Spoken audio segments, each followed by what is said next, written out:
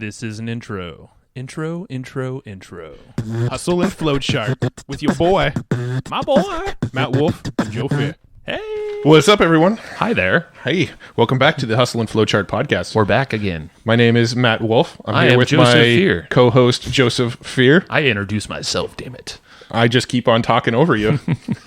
Keep on rolling then. I just keep on rolling. I don't care what you want.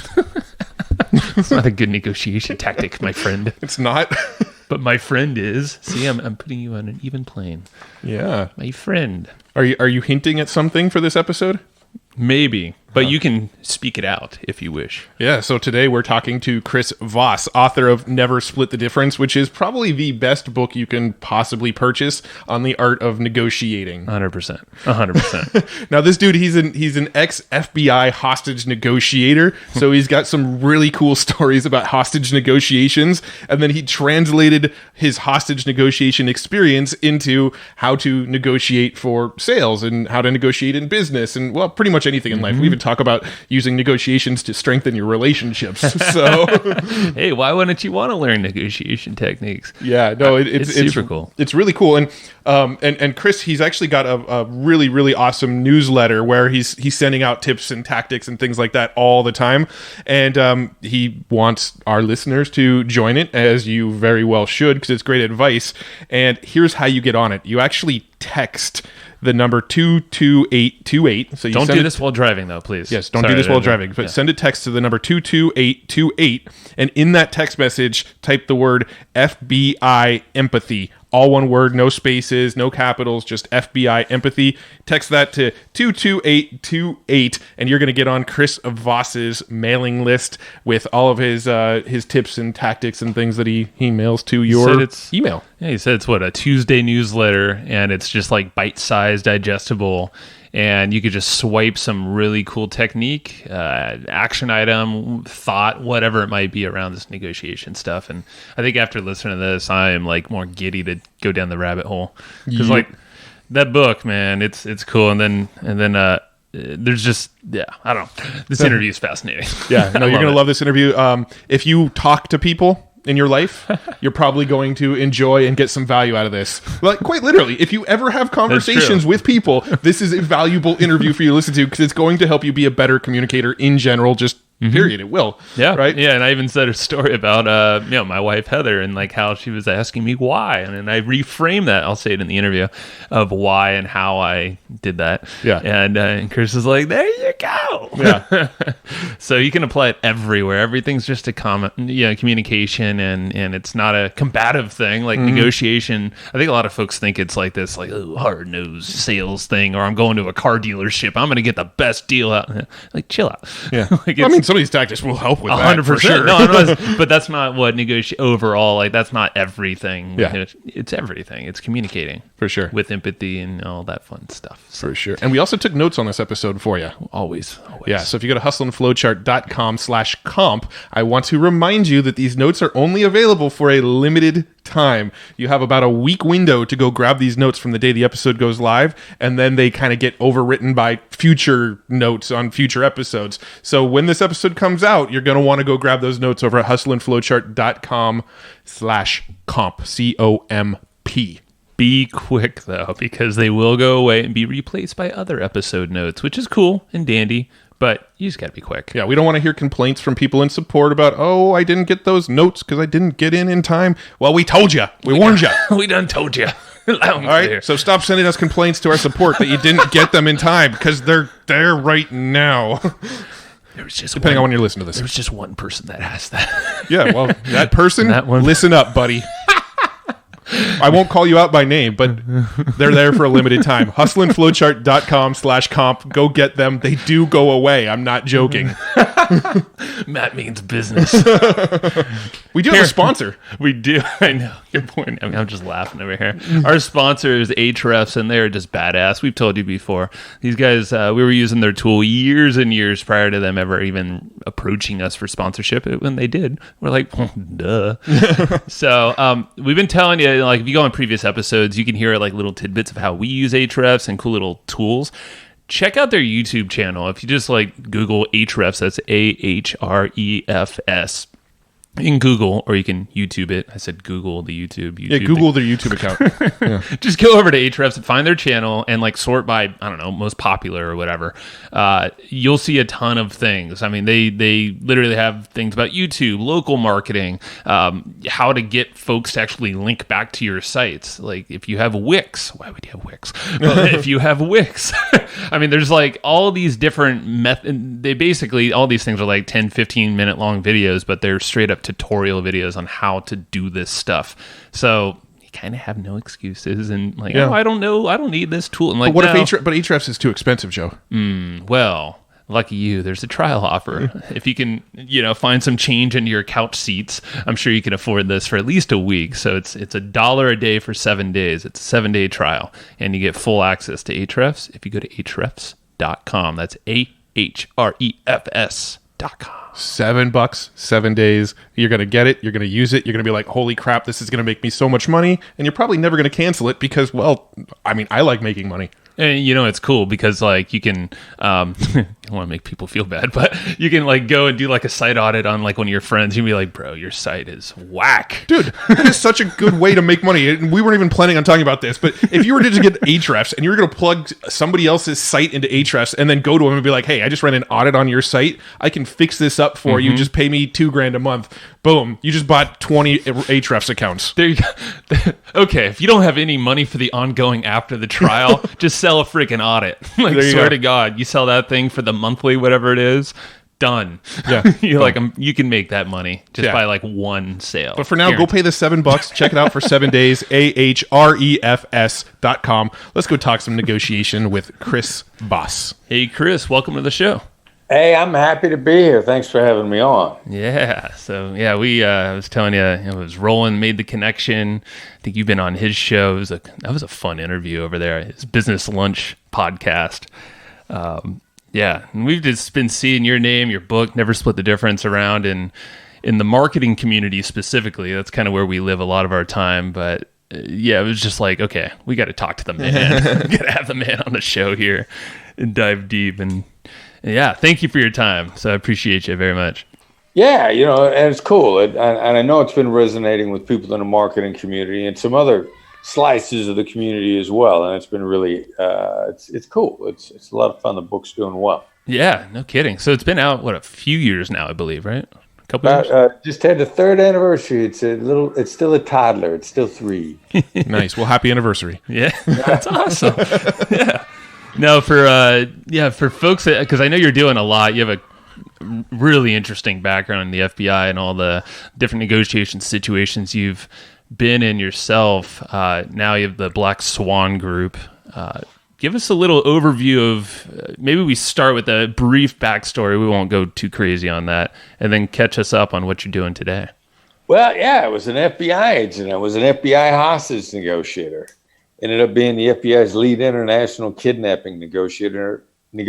And I kind of, when I got into it, I learned the hard way that negotiation is kidnapping is just a business transaction. So we took our hostage negotiation stuff and started applying it to that business, if you will. And then ended up collaborating with the guys at Harvard, and we all decided we're all doing the same stuff. It's just the stakes that were different.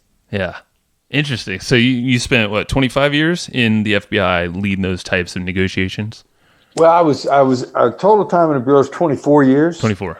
Okay. And then it was you start out as a hostage negotiator as an additional duty, and then if your career evolves, you can go full time. And so I was full time my last 7 years. On the job, as my NYPD brothers would say. Wow. Was there any specific negotiation or scenario you were involved in where you had that realization of, wow, this is just a transaction just like any other transaction? Well, when I first got introduced to the kidnapping negotiations, if you will, because the best analogy is kidnapping negotiations buy side, and like a classic what you'd see in a movie where a guy's in a bank and you're trying to talk him out. That's sort of sell side, if you will. And most hostage negotiators don't get both. Most are just sell side guys. One of my guys likes to say, as a hostage negotiator, I was in sales. I sold jail sentences, and I had customers. That makes sense. Yeah. Yeah, it really was. It was sell side, and kidnapping was buy side. And the first time I got the lecture on the kidnapping stuff, without knowing what I was getting into, the guy who was a friend and a mentor said, well, in every kidnapping country, every country you go into, you need to check, because there's the bad guys are going to have a standard amount that they're going to ask for. There's going to be a standard amount that they're going to expect to settle on. And there's going to be an expected amount of time that they think it's going to take. And you get the data from the information from the other kidnappings in the area, you'll know what those numbers are. And I remember thinking like that, hearing that and thinking, these guys are describing a market. This is a market. Yep.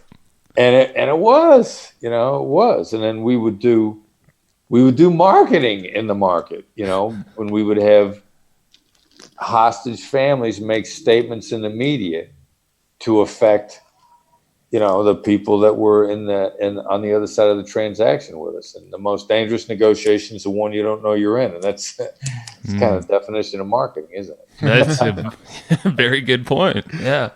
Wow. Now, I imagine you probably have some pretty crazy stories from your time as a negotiator. Are there any that really come to mind of just a really interesting story? It doesn't even have to tie into the digital marketing stuff that we're talking about. I'm just really kind of fascinated about that hostage negotiation world. Are there any like one or two stories that are just top of mind that really stick out for you?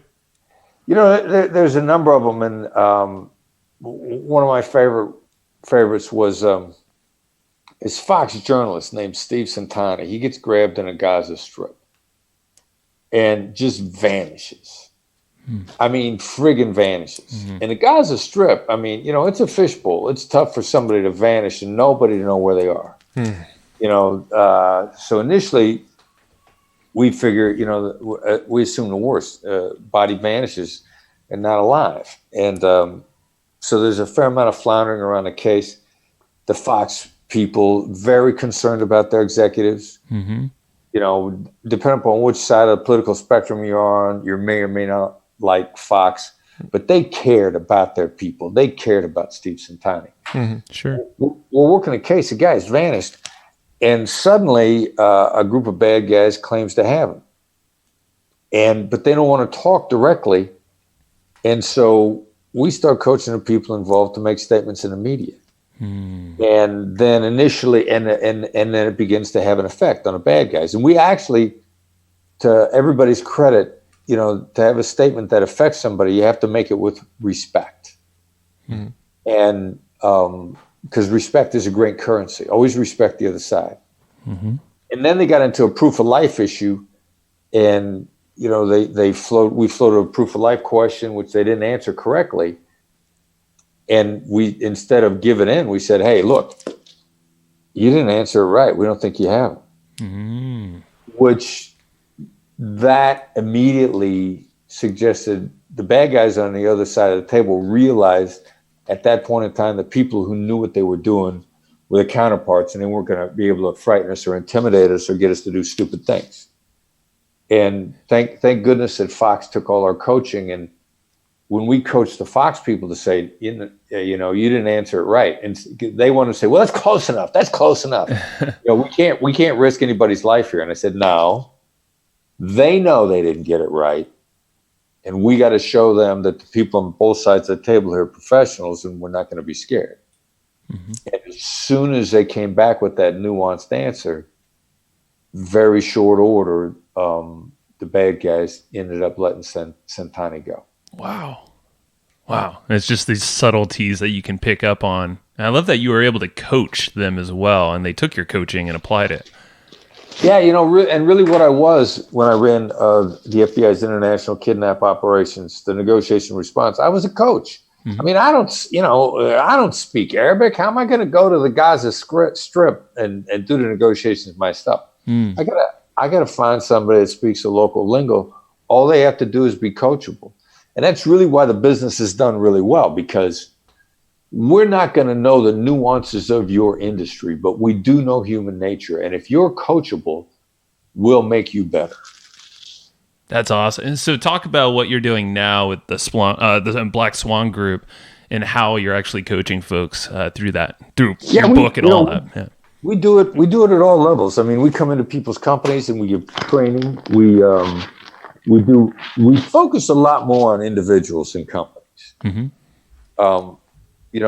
We focus on high performance individuals. If you understand that you need more than just experience to get better, because experience is a teacher, but it's not the most effective teacher. It needs to be a component of what you learn, but you need to go to people that not only know what they're talking about, but also know how to teach. And you run into a lot of people that know what they're talking about, but they don't know how to teach. Like, Magic Johnson was a great basketball player.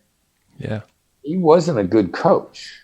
Yeah. Phil Jackson, the greatest coach in my view, the history of the NBA, he didn't even start on the team that he played on. Now, he played on a championship team, and he was their sixth man. And he probably won sixth man of the year a couple of times, but he wasn't even good enough to start on his team. Mm-hmm. Coaching and playing are two different things. So if you're coachable, we'll coach you up. We'll help you learn it. We hold one day in-person training sessions. We do a lot of stuff online. We coach individuals one-on-one. I mean, we are into this stuff. I got it. You want to go fast, go alone. You want to go far, go as a team. I got a team. And every one of us handles a different aspect of the business, and my guys are good. Yeah, no, it speaks through the book, Never Split the Difference, and how you could just apply that, business owners listening can apply it to literally every walk of life, every conversation. Because that's what you said. It's a conversation. It seems like a deeper conversation if you're asking the right questions as well. Would you say it's kind of the fact? Yeah, asking the right questions or even knowing that you need information, because actually asking a question is not always the best way to get information.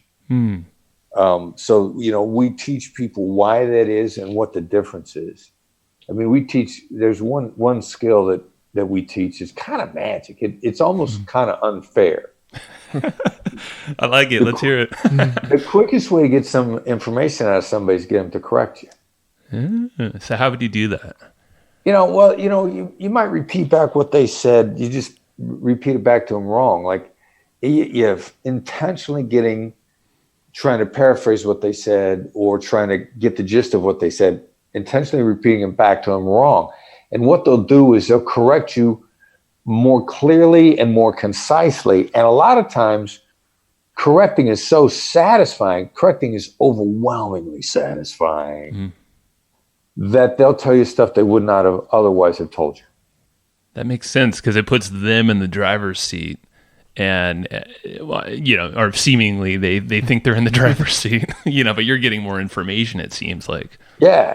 It just, and then that's exactly why they feel like they're in the driver's seat. And correcting might as well be one of the 7 deadly sins. I mean, there ain't nothing more satisfying than correcting somebody. Yeah. So get them to correct you, and it's astonishing information people will reveal as a result of correcting you because you got it wrong. Yeah, that makes sense. Because I remember in the book, and this is where we've heard some of our buddies actually use specific language from your book, Never Split the Difference, and how they were going after a no first, it seems like, and in negotiations to get them to correct or give them more information, whatever it might be, best intentions. But talk a little bit about how you seek out the no in a conversation first before going for a yes or anything like that. Yeah, well, all the time. I mean, we don't even bother with yes. I mean, people feel safe and protected when they say no. They feel like they haven't accidentally committed themselves to anything. And also, when they say no, they're correcting you to a degree, and that kicks that satisfaction in. And frequently, when they're saying no, also they're protecting themselves from a loss as opposed to a gain. And so you put a whole bunch of stuff in there, and our routine questions are, I don't say, do you agree with this? I'll say, do you disagree? And you might say, no, I don't disagree, but here are the following problems.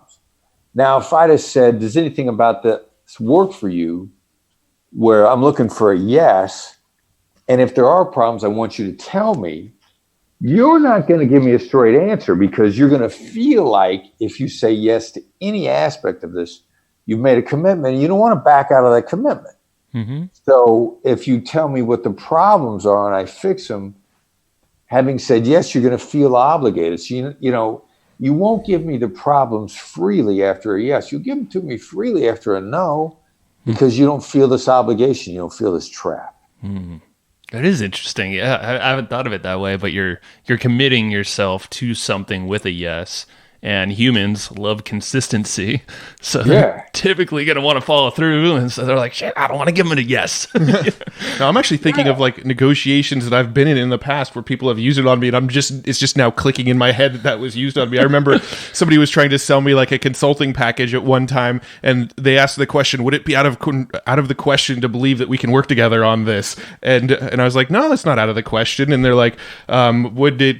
I don't remember the exact line of questioning, but like it's just kind of clicking in my head now that they probably read your book. Hopefully. Yeah, well, hopefully, and you use your powers for good and not evil because you're going to get further down the road. And if you've got a legitimate service, I mean, if you are a value add, if you do believe in over delivering, like in my company, we over deliver. Like we make a deal and we're going to knock ourselves out for you. If I get signed up for a keynote speech, and they say, come in and do a book signing. Okay, I'll do the book signing. What about coming in for dinner the night before and talking with our senior leadership? Once I make the deal, I'm going to over deliver. And if that's what you believe in, then yeah, you should be using these techniques. Yeah. No, that's where I guess the intention overall, would that be kind of like the pre-work, because I'm sure before negotiation, there's some kind of prep work and you're mentally, maybe some notes, assessing whatever your goals are here. Can you speak on that? And that kind of lines everything up, it seems like. Yeah, well, we're gonna turn around a little bit because most people focus on their goals. We focus on a communication strategy. Because the problem with focusing on your goals is sometimes you get tunnel vision. And one of our sayings is never be so sure of what you want that you wouldn't take something better. And the more goal focused you are, the more likely it is that you're going to miss a better deal. So our communication strategies our preparation strategy is really about maximizing the communication and unearthing what we would call a black swan. A black swan is a little thing that would change everything. Nicholas Nassim Taleb wrote a book back in 2007 called The Black Swan, based on the metaphor of the black swan, which was something that nobody expected. And then it changes everything. And our idea is to get in there early and not assume that we know the best goal, but assume that the other side has some really cool things that would change everything if we could just find out from them about that. So that's what our strategy is designed to do. Yeah. So it sounds like leverage, figuring out, okay, so what do they have that I might want and vice versa. Well, leverage is the beginning of your thinking, and leverage then should really morph into influence, and then a great collaboration. Because leverage is about, what do I hold against them? What might they hold against me? And that that's not really collaborative. That's adversarial. And for us to maximize the possibilities, we gotta switch from adversarial into collaborative. And that's why we like to think much more in terms of influence and leverage, because leverage is kind of two-dimensional, and True. Influence much more three-dimensional. Yeah, no, that makes sense, and that's what's kind of cool in this whole thing. Reading the book, it's very communicative. There's you use a lot of empathy, which I want to get into. I think that would be really fascinating, and it's for the better good. Like it's really you're trying to move people forward out of whatever situation they're in. Yeah, because if you're talking to somebody, you're both faced with different aspects of the same problem. So to maximize the solution, since you're both faced with different aspects of the same problem, the same challenge, or the same opportunity, you can't get as much off the table. You can't maximize your outcome without collaborating with the other side. You just can't. Yeah. And would that start with being very empathetic, kind of seeing their point of view and communicating that? Yeah, empathy is everything. We call it tactical empathy because empathy has come to be aligned with two problems, really sympathy and compassion. And which means, like, how do you have sympathy for somebody who's against you? Or how do you have compassion for somebody whose views of the world or business or the situation are radically opposed to yours? So, take it out of this sympathy and compassion realm, but make no mistake, using empathy is a compassionate thing to do. It's a fine line there. But I'm really just trying to understand your perspective, only because from your perspective, you see things I don't that could help me if I'll just open my eyes. And I'm just, and I'm really, it's kind of a mercenary's tool, really. I mean, missionaries love it, but it's really a mercenary's tool. It's about better deals. Yeah. No, it seems that way. With all the right questions and the more you're gathering, you're just, not at the same time, you might make them feel really heard, felt through whatever difficult situation they're going through, especially a kidnapping or something really traumatic.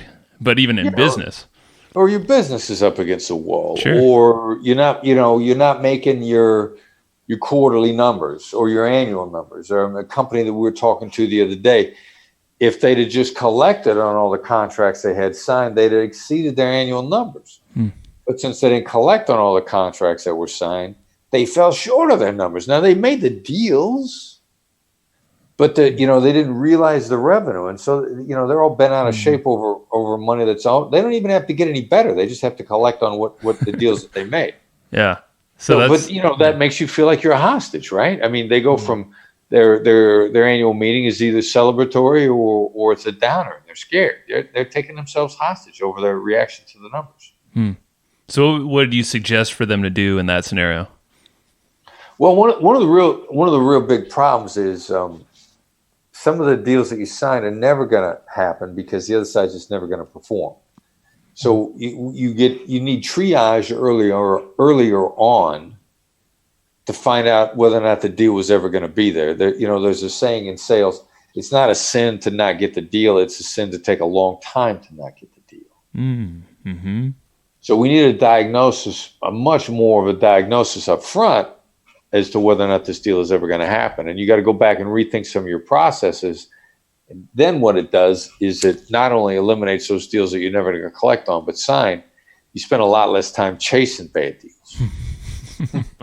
I could see that. Yeah, so that's interesting because this would be super applicable here to almost everyone listening, if they're doing phone sales or just email or whatever it might be in follow-up. What are some key systems that you would suggest to filter, or I don't know if it's filtering is the right word, but kind of prepare for that sales conversation, making sure you're with the right people that will follow through? With the right people, and also how do you get lined up with them as soon as possible? And so really what you want to do is you want to start out by saying I got a lot of great competitors. And you've got relationships with some of my competitors who are really good people. What is it about my company that appeals to you? Ask it in a genuinely curious way, because that's a legitimate question, and you're allowed to ask legitimate questions. And also, if you want to change that from a question, what we call a label, you could say, seems like you got some reasons for talking to me instead of my competitors. Like, you really want to know. Now, let's say you got a 10-point value proposition. They're going to pick out the parts of you that appeal to them most. And that's how you should be guided from that point forward. Because let's say there are 10 reasons they should be doing business with you. If you start on the least of those reasons, you are wasting their time. And they're going to be asking themselves, what's important to them doesn't seem to be important to us. Maybe we're wasting our time. You're going to lose them.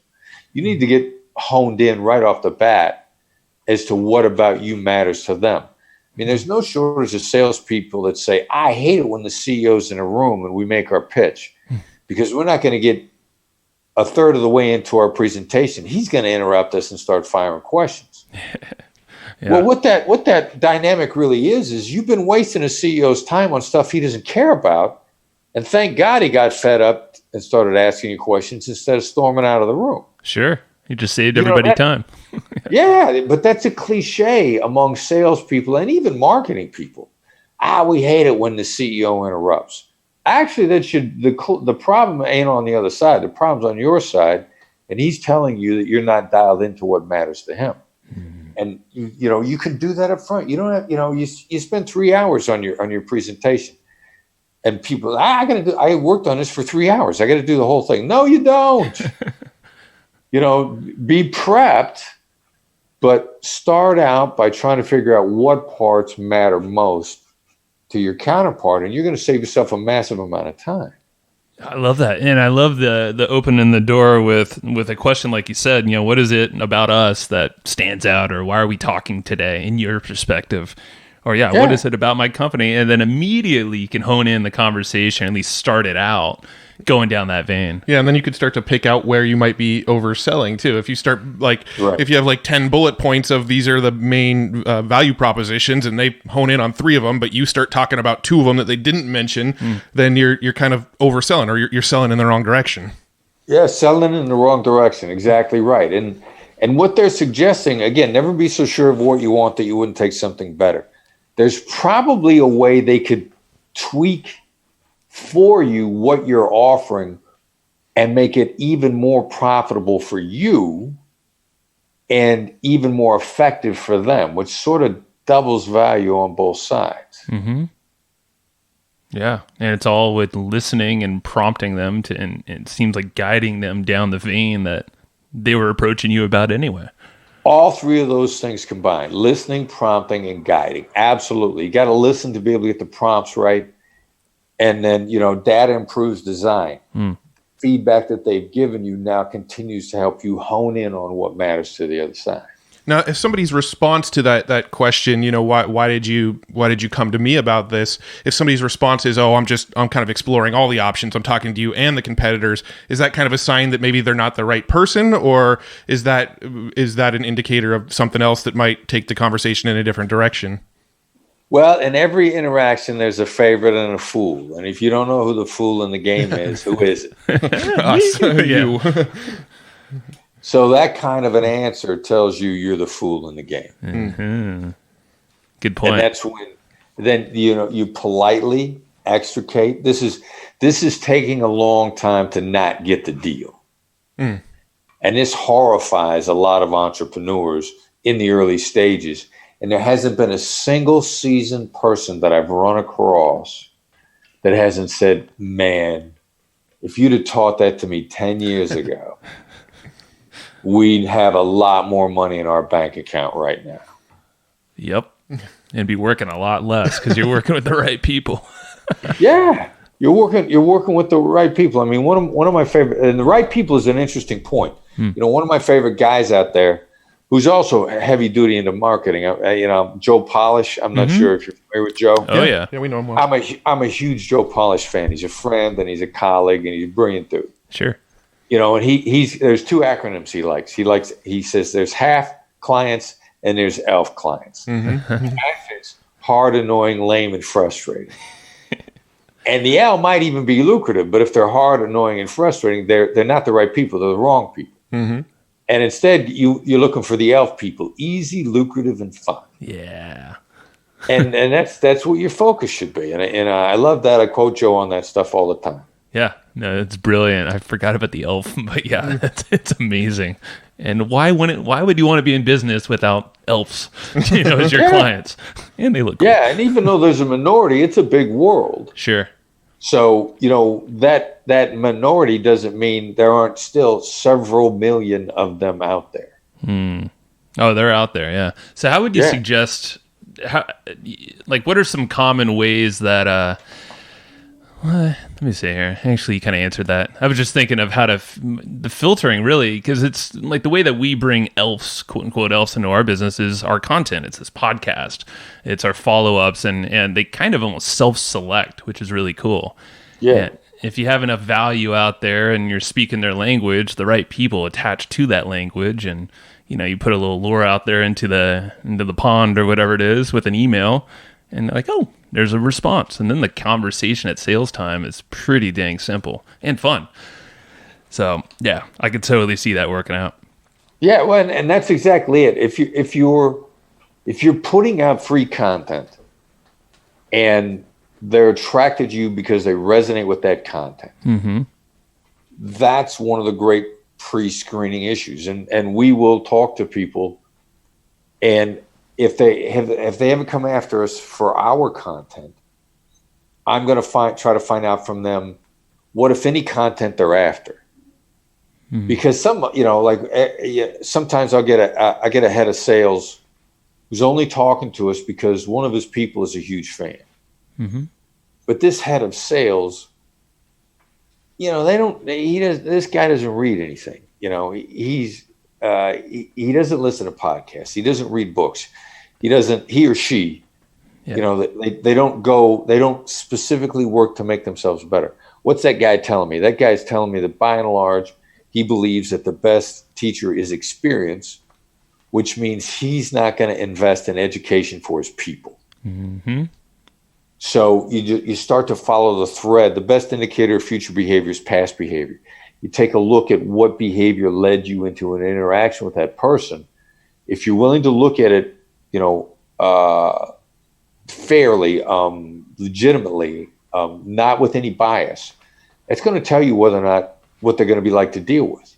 Yeah. And you guys, if they're listening to a podcast, they're not just listening to your podcast, but the mere fact that somebody listens to a podcast is somebody that's working to make themselves better on their own in their spare time. And those lean you in the direction of somebody who's easy, lucrative, and fun. I love it. That's perfect. See, that's selling the merits of a podcast right there too. It's having one of your own. It's true. Now, what are some big, like, from your clients and experience, some of the biggest mistakes that people make when it comes to negotiation? Some of the things that just make you cringe, and you're like, oh, no. Well, it's a real common one is you got to make your points first. I got to get my logic out there. I got to get my reasoning out there. I got to talk first. I got to get a number out there first. The really shrewd negotiator is going to want to get you talking. One of the things we believe in is that he or she who talks most loses. I mean, if you look at negotiation as an information gathering process, and you should, you're not learning while you're talking. The other side's talking. Boy, you are gathering tons of information. And they're going to tell you directly or probably indirectly, where the influence points are, where the keys are, where the real value is. And if you're busy making your case, you're not getting any of that data. Yeah. And, information is power. Knowledge is power. The more knowledge you gather, the more power you have in the negotiation. So the biggest thing is just convincing people to shut up to start off. I could see that. Yeah. And what if some tactics on strategies to get folks talking? It's definitely, I would assume, asking the right questions. I know you have some words that you avoid, like why, for instance. Well, you got to be real careful with why, because why causes defensiveness, which is, the worst double-edged sword out there is all the business advice is find out the other side's why. Well, the strategy's good. You want to get at their motivation. You want to get at why they want what they want. But asking why makes people feel defensive. Yeah. 1,000% of the time. Yeah, I'm blessed. My son has turned into a star negotiator, and he's the director of operations and cuts all our deals. Wow. And we talk about this stuff all the time. And his view is that all of us, no matter what country we grew up in, when we were 2 or 3 years old and we started knocking things over and breaking them, every time we did something wrong, the nearest adult would jump up and point a finger at us and say, "Why did you do that?" Yeah. No matter what the language was. And so this why creates a defensiveness, and you will not get a genuine answer out of someone when they feel like they're on the defensive. I mean, it disturbs rapport. It's just there's so many things wrong with it. It can be very well intentioned. They tell you, what about your value proposition they like? And you say, yeah, well, why did you focus on that? They're going to feel like they did something wrong. Because you spotlighted and called them out. Yeah. So, why is something to be really careful of? And the simple hack to that is just switch your why to a what, and it takes this thing of accusation right off of it. Why do you want that? What makes you want that? People answer that question. What makes you? Yeah, it's actually funny because sometimes, my wife, as we all have spouses out there, they're like, oh, they might call out a behavior or something that's like, oh, why are you mad? Why are you angry? And I remember after reading your book, I was like, you know what? I'm just going to give you a little feedback, Heather, my wife. And I was like, try rephrasing it to this. And I swear to God, I don't get irritated anymore. Very good. Yeah. Increasing domestic tranquility globally. Yeah. Thank you, Chris. Now Chris could go rebrand his book as a relationship advice book as well. I think some people use it for that. It's a true story, man. I'm not making this stuff up. It's about human communication and legitimate collaboration. So where wouldn't you want to use it, right? Yeah. I love it. So in your book, you talk about the three negotiator types. You've got the analyst, the assertive, and the accommodator. Can you speak into what each of those are and kind of how you spot them? Because I'm kind of curious. I think it's really interesting to see like how you might speak differently to the different types. Yeah, this is from the caveman days. I mean, the caveman that survived when they were faced with a threat, you got one of three survival responses: fight, flight, make friends. Run from it, fight it off, find a way to collaborate with it, make friends with it. Those are the cavemen that survive. Mm-hmm. And this is in our wiring, and it's in our wiring globally. I mean, it's in the Chinese, it's in the Mexicans, it's in the Brits, it's in the Indians, it's in, pick a country, fight, flight, or make friends, and you will find that the population splits pretty evenly into thirds. Mm-hmm. And when we have problems, it's usually based on the mismatch of this default conflict type. And it's, a fight guy is a direct guy. I mean, you never wonder where the assertive is coming from. They're going to tell you. Mm-hmm. They believe in logic. And the problem with them is they tell you in such an abrupt fashion that it always puts people off. Mm-hmm. So they don't appreciate the fact the guy or gal so straightforward because they're just dealing. And I'm a natural born assertive. If I default to my natural way of dealing with people, I once had a friend of mine say, "Dealing with you is like getting hit in the face with a brick." That's a nice, friend. Sounds like he was being the assertive in that moment. And I had pounded him enough. He's like, "Geez, man, you got no idea how hard you are to deal with." And I'd be, "Yeah, but I'm honest." That ain't good enough. Mm. And then the flight kind of guy. These are our highly analytical types. These are the guys that just see conflict as inherently counterproductive. Mm. And they would rather solve a problem on their own because they figure they're going to spend less time arguing about what the problem is when it could have just been solving it. And these are highly analytical types. Now, each aspect of the type, no one is a natural born best negotiator. You need aspects of all three to become as good as you can be. Okay. And you need to let people know where you're coming from in order to have a great deal. You need to be analytical about it. You need to be able to explore options and pull in data because our analysts love data. They want information. So you need that. And the third type is the make friends type, the accommodator. In point of fact, you need better relationships to get further. Mm-hmm. And both the assertives and the fighters and the flighters, the analysts, they see how much farther the relationship-oriented people get. And if either of those other two types are smart enough to pick up other attributes, they will say, this person is making more deals by just being more relationship-focused. And the other two types will occasionally be disguised as a relationship-oriented person because they've seen it be effective. Mm. Interesting. So when you're going into a negotiation, of course, you have your own, like personality types. Like for me, I would definitely be the accommodator. And I know Matt was like putting all fingers towards himself for the analyst.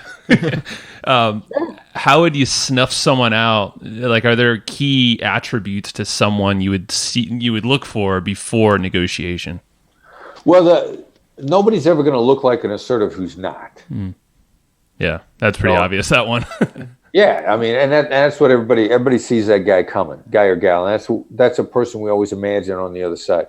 Now, our analytical type, if they're talking in their normal type, they appear cold. What they are, they strive very hard to be dispassionate, and will inadvertently come off as cold and distant in that mode, and they're a little mystified by that because they're not cold people. And so well, look, you're just not seeing me for who I am. But that type comes off as cold and distant. And no one who comes off as cold and distant, I mean, that you can't fake that. Now, the other two can fake themselves as accommodators because they've seen how effective it is. Like my now daughter-in-law, Maya, who's our director of marketing, and she in herself is a brilliant negotiator. She cuts phenomenal deals. Now, she's a natural-born analyst, and everybody mistakes her as an accommodator because she has developed this delightfully upbeat and seemingly happy-go-lucky personality. Now, she is processing information like a supercomputer underneath. Her analyst is going full bore underneath this exterior of being this delightful, happy, upbeat person, which is one of the reasons why she cuts such phenomenal deals, because her supercomputer is churning all the time, and she's so pleasant to deal with that people love making deals with her. That makes perfect sense because she's just got the information. She knows where she's headed, but at the same time has almost this front, where she's learned those abilities to be happy-go-lucky, cheerful, and all that. Yeah. She's a great learner. I mean, she learns really fast, which is sort of it's a characteristic that's not exclusive to any of the three types. And you can actually test for it. It's called openness. And, there's the 5-factor inventory is a psychological test that actually tests people for openness. And Adam Grant's a brilliant writer. And among the books that he wrote that are really worth reading it's called Originals. And in it, he talks about in the opening parts of that book that originals tend to be very high in the trait of openness, which is, they learn and adapt. They take in the data improves design, the evidence, the information, and then they learn from it quickly. And that's why many of the world's originals are tremendously open because they're open to learning. Sure. Would it be safe to say that if you are like an analyst or an assertive, that it's probably a good idea to try to learn how to accommodate people and become more of that accommodating person to win at negotiations? Yeah, and the accommodating aspect isn't any more complicated than having a pleasant demeanor and a pleasant exterior. You don't have to actually give in on anything. And some people misunderstand the word accommodator, but it's a very relationship-oriented person. But again, I'll use Maya, our director of marketing, as a great example. I mean, she is delightful to deal with. She's just wonderful. She doesn't give in on anything. So she looks like she's accommodating, but she's accommodating towards a relationship. She's accommodating towards the atmosphere that she wants to create with you. And you do that, and then you can not necessarily a hard line, but you can take a firm line. You can be very honest with people because you're honest with people in a very gentle and straightforward manner. So you don't give in, but you do protect the relationship. You do protect the environment that we talk within. And that's how you make great deals. Yeah. This is cool because Matt and I about a year and a half ago or so, because we worked together for, 12, 13 years or so now, but we never actually took like a personality test and got deep on all that. So we did the Colby and, the DISC, all these things out there. And it's interesting because we finally understood ourselves, but then how we interact with each other. So it just seems like the same thing's happening here with negotiations. I mean, it's just a people interaction and definitely understanding yourself. It seems like you could shore up all these little minute things that, I don't know, like maybe it's asking for feedback from someone to call out those attributes. Are there kind of exercises you'd recommend folks? Yeah, you can. I mean, and what I loved about the way you described that just now is I could tell the way you talked about it, you found that process really enjoyable and rewarding. True. And that, that's one of the ways to make negotiation more enjoyable, to make, all aspects of business more enjoyable and more rewarding, because then it spills over until the rest of your life. Business is just an aspect of life. It's human interaction. Yep. So as soon as you start to adopt this and try to get better at it and have better relationships and make better deals, it's a lot more satisfying. It's a lot more rewarding. It makes everything about life much more interesting. Yeah, no, I love it. Yeah, that's what it got our partnership way better, and we were able to hire the right people on our team. Yeah, So we knew what gaps were left on our team. For sure. Yeah, exactly. Now, I'm curious, when you walk into the room and you identify somebody as, let's say, the analyst, the assertive. You notice they're an assertive and they're going to just kind of be straight to the point and kind of hard-nosed with you. How would you change your negotiation tactics with someone like that? Well, an assertive wants to be heard out. I mean, they really don't care if you agree. They do want to make sure that they've been heard. And that's an easy one. I'm going to hear them out. I'm not going to counterattack. I'm going to be cautious. An assertive mode has a natural tendency to trigger combativeness in people. We get something in our brains called mirror neurons. And it is actually an involuntary chemical reaction. It begins to take place immediately when you pick up on somebody else's demeanor. And the involuntary chemical reaction with assertives is it triggers combat, and there's the downward spiral from that feeling comes when you're angry. It constricts your thinking, but you also feel more self-righteous.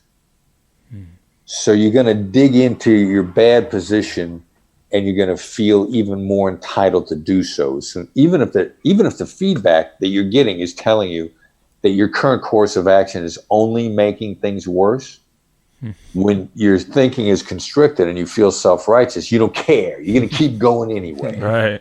And you're not going to back off. So if I see the other side of it as assertive, I'm like, all right, cool. This person just wants to make sure that I hear them. So the more I hear this person out, the more agreeable they're going to be. Oh, that's cool. I love it because you can just pick out like, okay, how do they want to spend their time here with this interaction? Oh, they want to be heard? Cool. Well, that's going to give me a lot of ammunition to figure out where to take this conversation.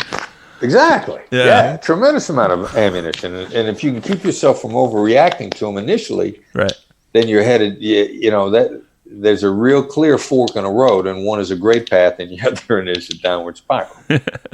Yeah. Do you have anything, Matt? Yeah, well, I was it's sort of a shift of focus a little bit, but I wanted to touch on body language a little bit. I know you've got the 7-38-55 principle, which says basically 55% of negotiations is body language. Can you speak into that a little bit, and what kind of things are you looking for with body language? Well, what you're really looking for in all of those, and people sometimes get really bent out of shape on the specific numbers in the 7-38-55. And you talk about human nature, and there aren't really any hard numbers in human nature. But what you really want to look for is when stuff is out of line. So if their body language is not adding up to their tone of voice or the words that they're saying, it doesn't matter what that percentage is. What matters is it's out of line. And then what you would use to figure it out is a communication tactic, if you will, that we use is just called labeling. And it's just sort of calling out what you're seeing. And if somebody says yes to you, but their body language communicates discomfort, you simply say, look, I heard you say yes, but you seem uncomfortable. Yep. And it's at that point, subconsciously or consciously, they know that you can see that. What they really want to know is, can you discuss the elephant in the room without either denying or attacking the elephant in the room? Can you just discuss it? And when you show them that you can discuss it without denying it or attacking it, there's a tremendous amount, they feel tremendously reassured. You seem very accountable to them. And as soon as and what we want out of relationships is accountability. We don't want perfection, but we do want accountability. And as soon as you start giving them that sense of accountability, then their hope to work things out in a very productive way with you for the future, then that begins to increase and encourage. And everything is about our future. Are we going to does it look bad? Does it look good? Are we sacrificing? Is it costing? And as soon as the opportunity for a better future is there, then we're tremendously flexible. And I like that, because with the right type of questioning, like you were saying, the why is poking at them. That's going to get them to feel a little closed up, so you don't do that. But the labeling, it sounds like, oh, well, it seems like you're feeling this. So is that because X? Or, you're there to almost guide them as maybe a counselor in those those times. And which is why there's a lot of overlap between great counseling. Yeah. There's a lot of overlap, and then also it's amazing, with this calling it out, and then just letting it sit there. One of my favorite stories of calling out, one of the guys that's a friend and a client, he's getting blown off by a secretary. He's trying to get an appointment with a CEO, and she's blowing him off, and he literally says, if it feels like I'm getting blown off, and just let it sit there. And just, with no accusation, nothing, just let it sit there. And that broke down the barriers enough with her, because she was, in fact, blowing him off. Because up to that moment in time, he seemed like every other salesperson, which is pitching and not listening. But as soon as she instinctively felt like, all right, here's a guy that's actually going to pay attention to us. Maybe this guy gets past the gatekeeper. And he did, and he got the appointment. Bam. It's cool. It's like you don't have to be that different to, at least get ahead or get past the gatekeeper or get the email responded to, whatever you're trying to get.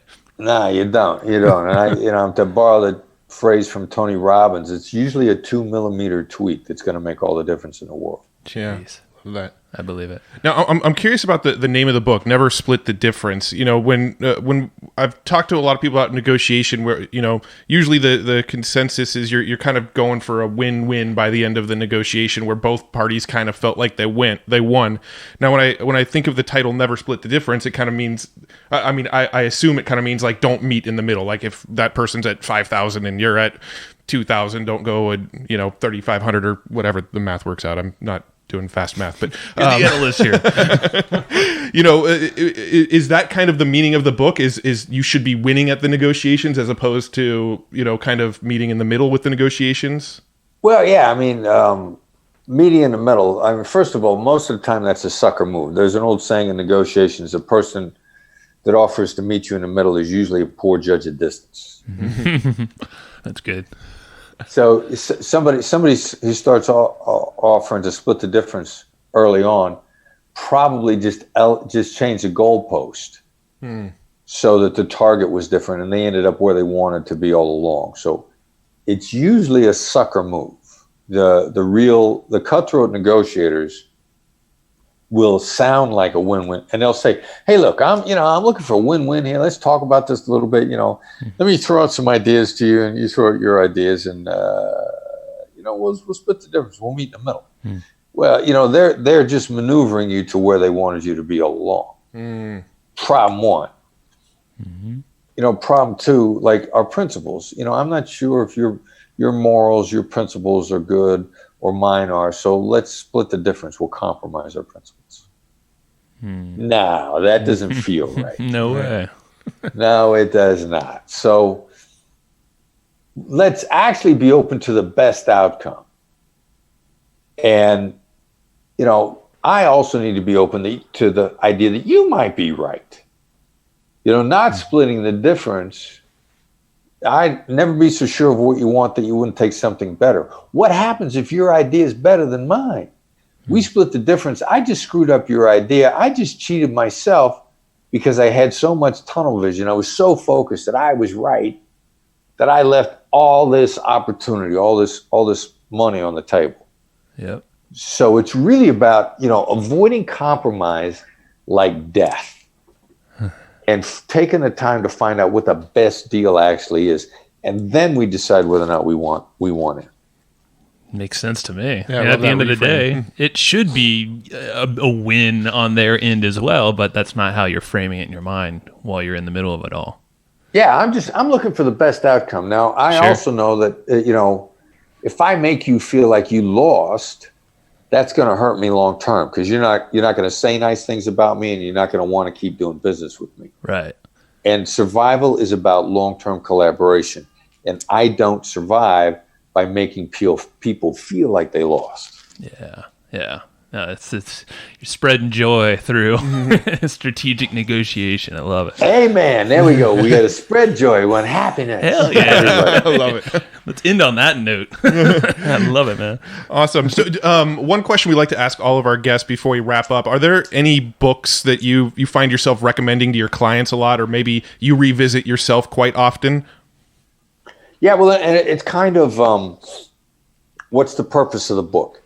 Most of the books that we read are about better performance, because if you get better human performance, then your negotiation is going to get better. Your marketing is going to get better. Your collaborations will be better. So there's kind of two books that are real high on my list on performance. And one of them is The Rise of Superman by Stephen Kotler, and the other is The Talent Code by Daniel Coyle. Those are both worth reading. Those are phenomenal books. Nice. Love it. Yeah, I've read the Kotler book, but I haven't read the other one, so I'll have to check that one out. Yeah, and you also did mention the Black Swan book by Nassim Taleb and Adam Grant's originals. So we'll link all those things in the show notes as well. And of course, never split the difference. Of course. Never split the difference. For sure, man. How can people... Go ahead. Sorry. Yeah, you just get ready to... How could they be in touch? Yeah, you know it. Excellent. Yeah, we've got a weekly negotiation newsletter that's free, that people are getting a lot of value out of. Nice. It comes out on Tuesday mornings. They're concise, actionable, and it's a single article. It's not one of those newsletters where there's so many choices, you don't know what to do, and you don't choose anything. Yep, that's right. This newsletter comes out once a week, Tuesday mornings, which is good timing in your week to get you rocking and rolling after you got Monday behind you and you get down to business.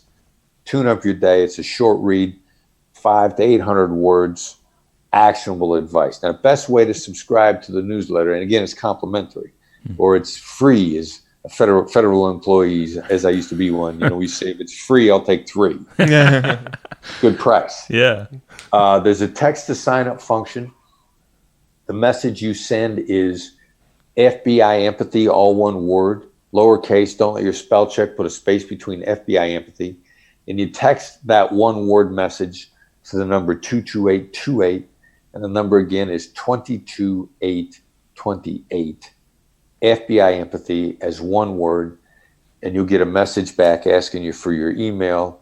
And that's the gateway to everything. It's a gateway to the website, training announcements, all sorts of content that we put out free, and some content that we charge for. As you should. Damn it. Good for you. I love it. Yeah, we'll link that, or we'll make sure that's super clear in the show notes too. So if you missed it, just go to the show notes. Excellent. Awesome, Chris. That was awesome. I think you're the first one with like a solid text type of call to action on our podcast too. So bravo. All right, thank you very much. I dig it. Very cool. Awesome, Chris. Well, thank you for your time, and let's get you out of here. And yeah, man, we'll talk soon. We're gonna get some movers and shakers on your negotiation tactics and get some stories out. Excellent. Thanks for having me on, fellas. I really enjoyed it. Of course, man. Have a good one. Thanks, everybody, for listening to this episode of the Hustle and Flowchart podcast. Before taking the time to listen, we want to give you something a little bit special. Every single episode that we do, we actually have somebody on our team take notes. We basically have a Cliff's Notes version of every episode where you can go and find all of the tips and tactics that they laid out, all of the resources that they laid out, all the good stuff from this episode. We actually have a nice simple notes version that you can find on our website. So go to evergreenprofits.com, find this episode that you just listened to, and give us your email address and we'll send you the notes. Thanks for listening. Go get it. Wiki.